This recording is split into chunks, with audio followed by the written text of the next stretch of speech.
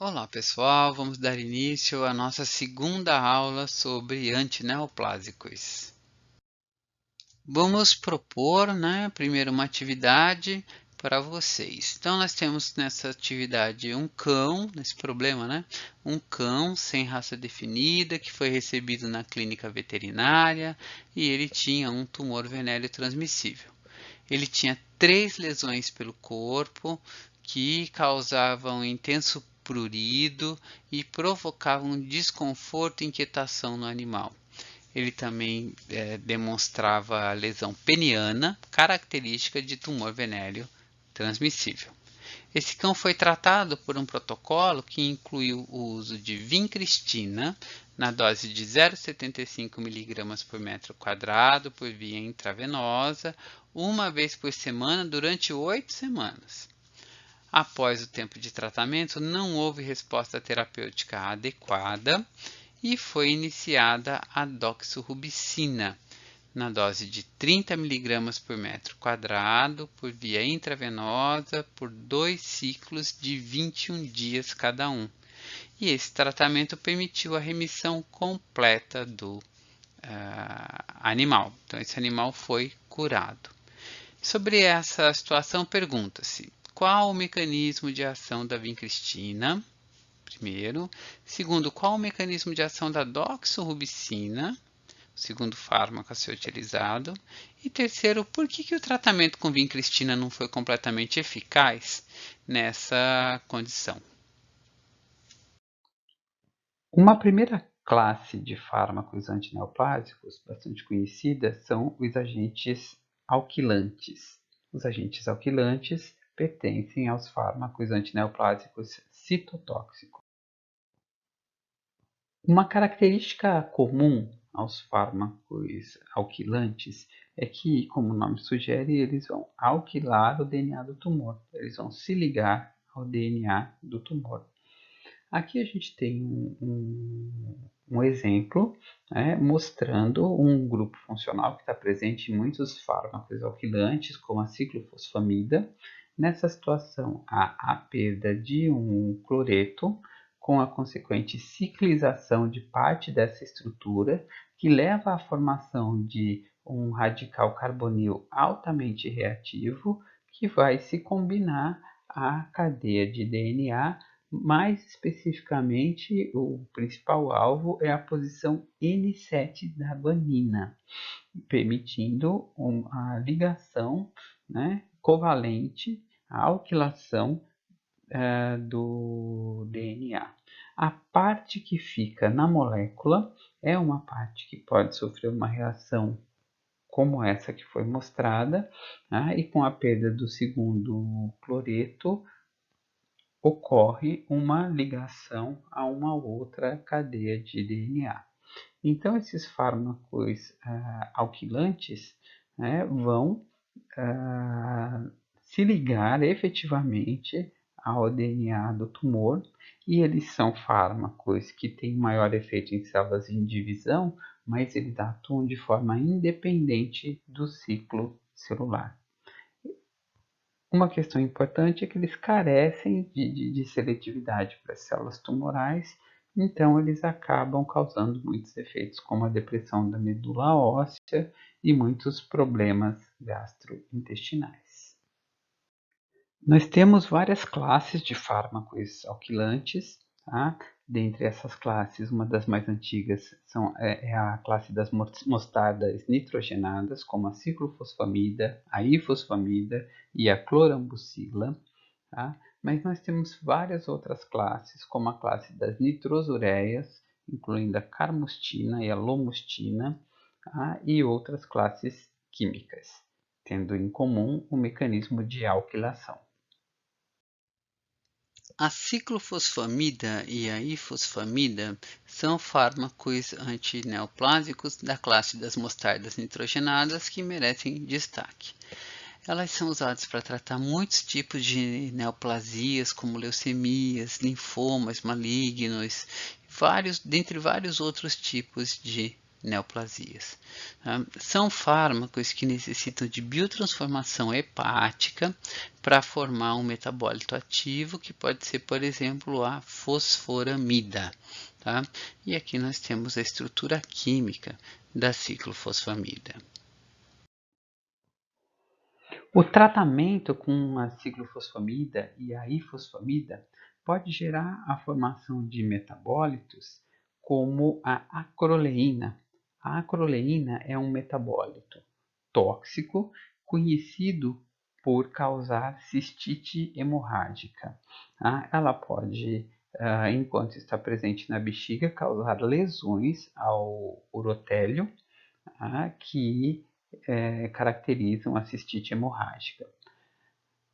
A cistite hemorrágica é uma condição bastante importante terapeuticamente, né? Um efeito indesejado bastante importante terapeuticamente, e muitas vezes se faz necessário o uso de fármacos para diminuir os sintomas dessa cistite hemorrágica. Eles podem ser usados até profilaticamente. Esses fármacos incluem, por exemplo, o Mesna, tá? Que é uma mercaptosulfona, e ainda o uso de N-acetilcisteína. Mas outras medidas podem ser tomadas, como aumentar o estado de hidratação do paciente para que a acroleína fique menos tempo na bexiga urinária. Além disso, a ciclofosfamida e a ifosfamida causam um efeito mielotóxico que é grave e que ocorre mais tardiamente, entre o 7º e o 10º dia após a administração, e causa outros efeitos indesejados, como esterilidade, vômitos, náuseas e alopécia, principalmente. A clorambucila é um agente alquilante da mesma classe que a ciclofosfamida. Ela é muito utilizada para tratar linfomas, leucemias linfocíticas crônicas e até mastocitomas, que são neoplasias cutâneas, inclusive importantes no contexto da medicina veterinária, em cães. A clorambucila tem efeitos tóxicos menos graves do que a ciclofosfamida, mas mesmo assim ela causa mielossupressão e causa vômitos, e ela é entendida como substituta importante para a ciclofosfamida em indivíduos, por exemplo, que têm cistite hemorrágica ou vômitos que são intensos. Por sua vez, a carmustina é uma nitrosureia. Trata-se de um fármaco que tem uma lipossolubilidade maior, então ela atravessa mais a barreira hematoencefálica, sendo, portanto, utilizado para tratar tumores cerebrais, como gliomas e astrocitomas, e também para tratar metástases cerebrais de outros tipos de linfomas. Na clínica veterinária, ela também é usada para tratar mastocitomas e neoplasias linforreticulares.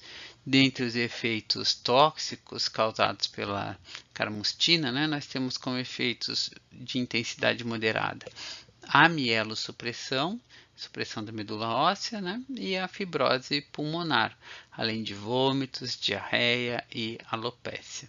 Um outro fármaco da mesma classe é a lomustina, que é semelhante à carmustina. Outros agentes alquilantes são os compostos de platina, como a cisplatina e a carboplatina.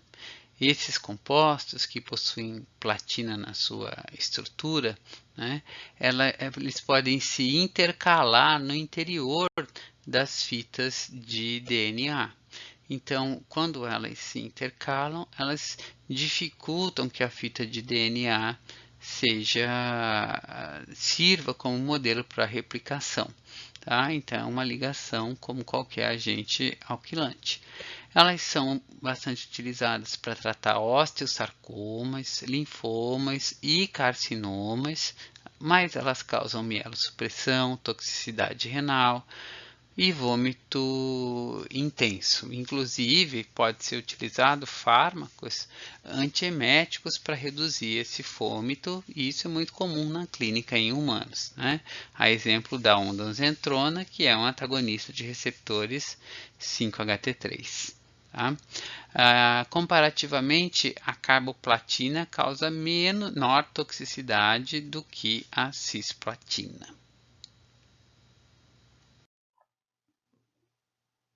Outros fármacos antineoplásicos são os agentes antimetabólitos. Os fármacos antimetabólitos são fármacos que têm semelhança estrutural com substâncias como ácido fólico, as pirimidinas, aspirinas, e são fármacos que agem interferindo com a disponibilidade de precursores do DNA, como nucleotídeos de purina e de pirimidina. É importante mencionar que esses fármacos atuam de forma fase específica, ou seja, eles atuam especificamente na fase S do ciclo celular, que é quando os precursores estão sendo formados, né? Precursores para a formação do DNA. Dentre esses fármacos, nós temos o metotrexato, que nós já conhecemos como um análogo do ácido fólico, inclusive nessas estruturas químicas está comparada a estrutura do ácido fólico e do metotrexato. E o mecanismo de ação do metotrexato é a inibição das enzimas dependentes de folato, tá? Principalmente a dihidrofolato redutase, que é uma enzima importante na conversão do ácido fólico em dihidrofolato e depois em tetrafolato, que vai ser um cofator importante para enzimas como a timidilato sintase, que vão permitir a transformação da uracila em timidila. Então, o metotrexato, ao inibir a dihidrofolato redutase, vai diminuir a disponibilidade desses cofatores, né, do tetrafolato, diminuindo a atividade da timidilato sintase. Então, ele interfere com a síntese de timidilato, além de produzir outros efeitos importantes. O metotrexato é usado em doses baixas para tratar linfomas, câncer de cabeça e pescoço, mama, osteosarcoma, dentre outros tumores. Do seu uso terapêutico resulta mielossupressão, toxicidade gastrointestinal, alopécia temporária, febre e lesões na mucosa bucal. Um outro fármaco antimetabólito é a fluorouracila. A fluorouracila é um análogo da uracila. O mecanismo de ação da fluorouracila é a inibição da timidilato sintase, embora ela também afete a formação de RNA. Ela é indicada para o tratamento de carcinomas de mama, do trato gastrointestinal, pulmões, fígado ou mesmo pele, e causa um efeito mielossupressor importante. Outra classe de fármacos relevantes são os compostos derivados de plantas. Nessa classe de fármacos, nós temos os alcaloides da vinca, como a vincristina, a vinblastina e a vindesina, né? E até a vinorelbina, que é semissintético, não é natural. Tá? A vincristina, por exemplo, é derivada da vinca de Madagascar, que é uma planta que a gente encontra comumente aqui no Brasil, nos jardins principalmente. Nessa classe nós temos também os taxanos, como o paclitaxel e o docetaxel, que são antineoplásicos importantes, oriundos da Taxus brevifolia, que é o teixo, uma planta mais presente na América do Norte. O mecanismo de ação desses fármacos é comum, eles são considerados agentes antimicrotúbulos, eles vão interferir na divisão celular na fase na metáfase, né? Ao interagir com os microtúbulos, né, eles vão impedir que os microtúbulos cumpram a sua função, né, vão impedir a organização do fuso mitótico, que é importante para que a célula possa passar da metáfase para a anáfase. Então, com a ação desses fármacos antimicrotúbulos, essa célula fica parada na metáfase, não consegue passar para a fase posterior. Dessa forma, essas substâncias são fase específica. Nessa categoria, nós temos a vincristina, que é um fármaco de uso intravenoso para tratamento de leucemias e linfomas, que não causa uma atividade mielossupressora muito intensa, mas causa neuropatia periférica, levando a parestesias, alopécia reversível, constipação gastrointestinal e tem menor frequência de diarreia. Nós temos ainda o paclitaxel, que é um composto também de uso intravenoso, só que diferente da vincristina e de todos os outros antineoplásicos falados até agora, o paclitaxel possui ação antiangiogênica, e isso direciona muito o uso do paclitaxel para condições onde ocorre mais angiogênese, principalmente no tratamento de tumores sólidos, como neoplasias de mama, ovário, pulmão, esôfago e cabeça e pescoço. O uso do paclitaxel leva à mielotoxicidade, que ocorre com pico aí entre 3 a 5 dias, causa neurotoxicidade, que é cumulativa, à medida que os ciclos de quimioterapia vão sendo repetidos, e causa hipersensibilidade, muitas vezes necessitando de intervenção profilática. Dando continuidade, nós temos os antibióticos citotóxicos. Essas substâncias são substâncias que têm efeito antibiótico, mas que, como têm efeitos citotóxicos, são usados como antineoplásicos. Um belo exemplo é a doxorubicina, que é uma substância que atua de forma independente do ciclo celular, combinando-se com o DNA, ligando-se ao DNA e interferindo, consequentemente, na síntese de DNA e de RNA. E além disso, a doxorubicina ainda possui um efeito sobre a topoisomerase 2, que é uma enzima importante para a conformação do DNA em superespiras. A doxorubicina é um antibiótico de uso intravenoso, que é utilizado para tratar linfomas, carcinomas e sarcomas de vários tipos e que causa como efeitos indesejados a mielossupressão, reação anafilática e a cardiotoxicidade, é um efeito característico que leva à necessidade de realização de ecocardiograma. A bleomicina é um outro antibiótico citotóxico que também atua ligando-se ao DNA e levando à quebra das fitas de DNA, usado no tratamento de carcinomas epidermoides e linfomas, e que tem como característica o efeito indesejado, que é a toxicidade pulmonar, que é um efeito muito clássico da bleomicina. Ela pode causar mielossupressão, embora essa mielossupressão seja menos intensa.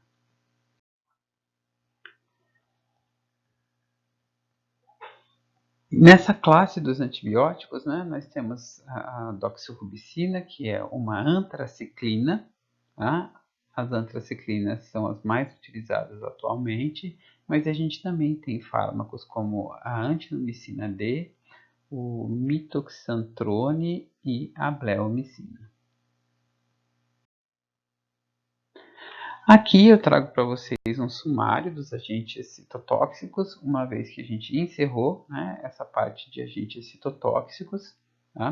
Então, nesse esquema nós temos desde a síntese de purinas e pirimidinas para formar os ribonucleotídeos, desoxirribonucleotídeos, para a formação do DNA e do RNA, que vão permitir posteriormente, pelo RNA mensageiro, a expressão de proteínas, a produção de proteínas, várias proteínas que podem ser enzimas, podem ser proteínas como as que são importantes para os microtúbulos, e os agentes citotóxicos vão poder atuar em várias etapas. A gente tem, por exemplo, a vincristina e o paclitaxel, que são antimicrotúbulos.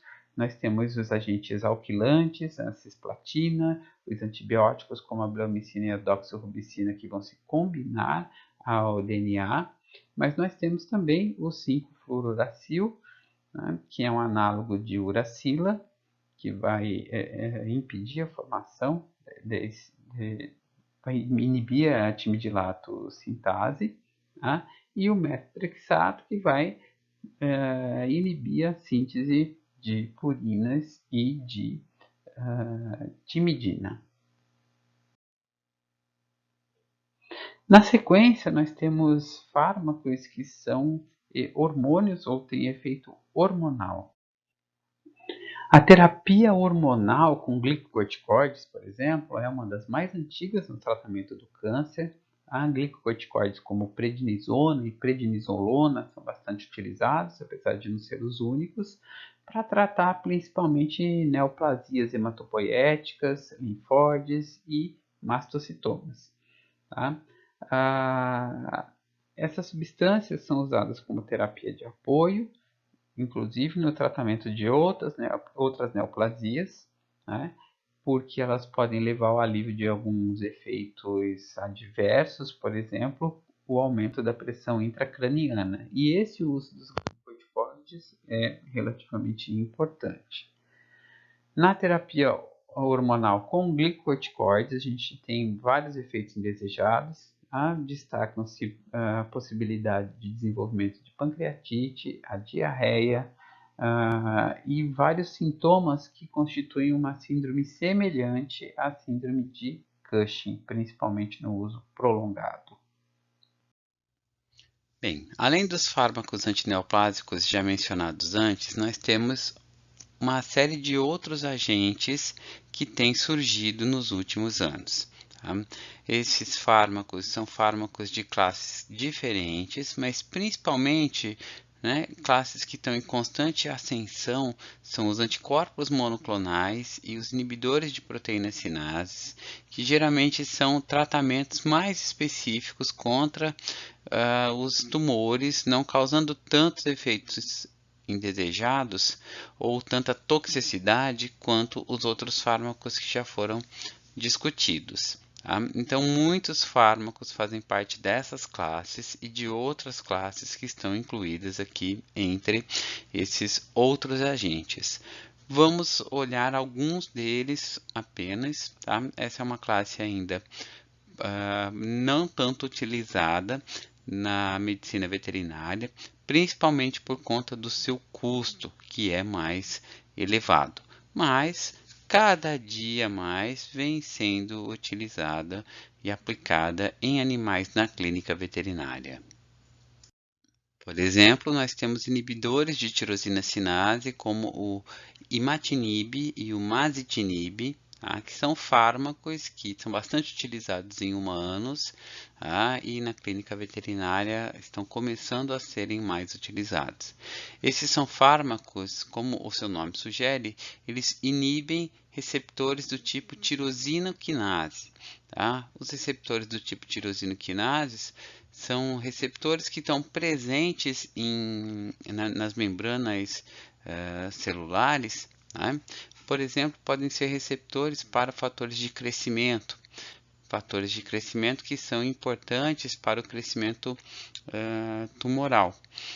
Então, esses fármacos, o imatinib e o masitinib, vão inibir o sinal de transdução intracelular que é desencadeado por esses receptores tirosina quinase.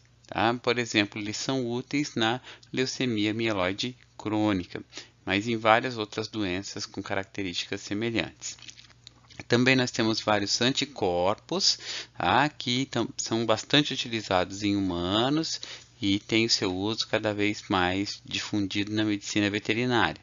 Por exemplo, o trastuzumab é um anticorpo anti-HER2, que é um receptor para um fator de crescimento que uma vez inibido pelo trastuzumab, porque o trastuzumab é um anticorpo específico contra esse receptor, tem uma utilidade muito grande em humanos para o tratamento de câncer de mamas. Inclusive, revolucionou o tratamento de câncer de mama.